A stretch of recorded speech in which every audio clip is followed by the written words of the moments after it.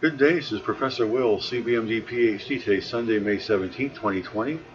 It is 6:15:28 seconds a.m. Eastern Standard Time. And this is a continuation of my Corona series, so let's get started here. Coronaviruses and bats have been evolving together for millions of years. Different groups of bats have their own unique strains of coronavirus. Date April 23rd, 2020. Source Field Museum. Summary. Scientists compared the different kinds of coronaviruses living in 36 bat species from the western Indian Ocean and nearby areas of Africa. They found that different groups of bats have their own unique strains of coronavirus, revealing that bats and coronaviruses have been evolving together for millions of years. Developing a better understanding of how coronaviruses evolved can help us create better public health programs for the future. Bats do a lot of good for the world. They pollinate plants, they eat disease-carrying insects, and they help disperse seeds that help with the regeneration of tropical forest trees. Bats and a range of other mammal groups are also natural carriers of coronaviruses. To better understand this very diverse family of viruses, which includes the specific coronavirus behind COVID-19, scientists compared the different kinds of coronaviruses living in 36 bat species from the western Indian Ocean and nearby areas of Africa. They found that different groups of bats at the genus and in some cases family level had their own unique strains of coronavirus, revealing that bats and coronaviruses have been evolving together for millions of years. We found that there is a deep evolutionary history between bats and coronaviruses. Developing a better understanding of how coronaviruses evolved can help us build public health programs in the future. A lot of people use coronavirus as a synonym for COVID-19, the kind of coronavirus causing the current pandemic. However, there are a vast number of types of different coronaviruses, potentially as many as bat species, and most of them are unknown to be transferred to humans and pose no known threat. The coronaviruses carried by the bat studied in this paper are different from the one behind COVID-19, but by learning about coronaviruses in the bats in general, we can better understand the virus affecting us today. All animals have viruses that live inside them, and bats as well as a range of other mammal groups happen to be natural carriers of coronaviruses. These coronaviruses don't appear to be harmful to the bats, but there's potential for them to be dangerous to other animals if the viruses have opportunities to jump between species. This study examines the genetic relationships between different strains of coronaviruses and the animals they live in, which sets the stage for a better understanding of the transfer of viruses from animals to humans. Researchers and colleagues took swab, in some cases blood samples, from more than 1,000 bats representing 36 species found on islands in the western Indian Ocean and coastal areas of African nation. 8% of the bats they sampled were carrying a coronavirus. This is a very rough estimate of the proportion of infected bats. There is increasing evidence for seasonal variation in the circulation of these viruses in bats. The researchers ran genetic analysis of coronaviruses present in these bats. By comparing the coronaviruses isolated and sequenced in the context of this study with ones from other animals including dolphins, alpacas, and humans, they were able to build a giant coronavirus family tree. This family tree shows how the different kinds of coronavirus are related to each other. We found that for the most part, each of the different genera of families of bats for which coronavirus sequences were available had their own strain. Moreover, based on the evolutionary history of the different bat groups, it is clear that there is a deep coexistence between bats at the level of genus and family and their associated coronaviruses. For example, fruit bats of the family Pteropodidae from different continents and islands formed a cluster in their tree and were genetically different than the coronavirus strains of other groups of bats found in the same geographical zone. The team found that in rare cases, bats of different families, genera, and species that live in the same caves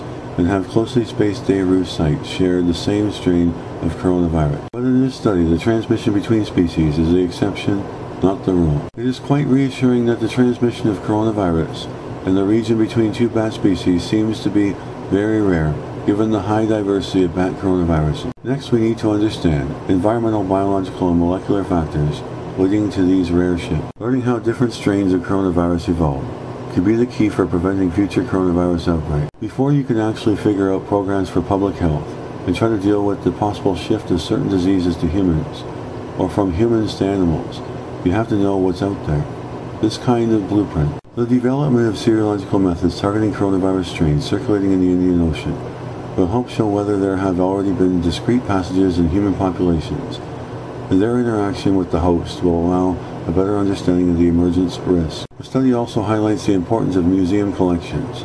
The researchers used in part bat specimens housed in the Field Museum to confirm the identities of animals employed in this study. These voucher specimens help them confidently say which bats and from which geographical regions hosted the different strains of coronaviruses. The research also drew from genetic databases like GeneBank. This information is important for public health, and the point of departure is closely linked to museum specimens. We are able to use museum material to study the evolution of a group of viruses and its potential applications across wildlife in the world. Researchers also note that despite the fact that bats carry coronaviruses, we shouldn't respond by harming or culling of bats in the name of public health. There is abundant evidence that bats are important for ecosystem functioning, whether it be for pollination of flowers, dispersal of fruits, or the consumption of insects, particularly insects that are responsible for transmission of different diseases to humans.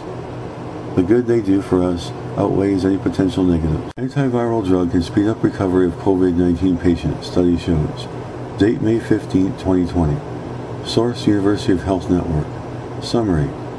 Research shows for the first time that interferon alpha-2b improves virus clearance and decreases levels of inflammatory markers in COVID-19 patients. According to the new study published today in Frontiers in Immunology, treatment with interferon IFN A2b may significantly accelerate virus clearance and reduce levels of inflammatory proteins in COVID-19 patients. The research team found that treatment with this drug, which has been used clinically for many years, significantly reduced the duration of detectable virus in the upper respiratory tract, on average by about 7 days. It also reduced blood levels of interleukin, IL-6 and C-reactive protein, CRP, two inflammatory proteins found in COVID-19 patients. The research team considered IFN a therapy for COVID-19 after they demonstrated interferon provided therapeutical benefit during the SARS outbreak of 2002 and 2003. Rather than developing a virus-specific antiviral for each new virus outbreak, I would argue that we should consider interferons as the first responders in terms of treatment. Interferons have been approved for clinical use for many years,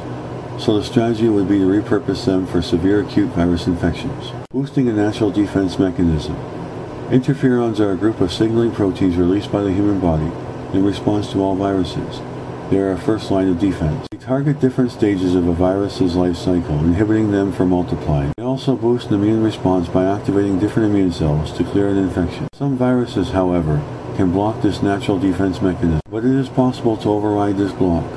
If a virus blocks interferon production, then treating with interferon can offset this. The researchers conducted this exploratory study on a group of 77 patients with COVID-19 in Wuhan, China. These patients were admitted to Union Hospital, Tongji Medical College between January 16 and February 20, 2020. They represented moderate cases of the disease, as none of the patients required intensive care or prolonged oxygen supplementation or intubation. Despite the study's limitations of a small non-randomized group of patients, the work provides several important and novel insights into COVID-19 disease. Notably, that treatment with IFN A2b can accelerate viral clearance from the upper respiratory tract and also reduce circulating levels of inflammatory factors that are associated with severe COVID-19. Researchers say a randomized clinical trial is a crucial next step.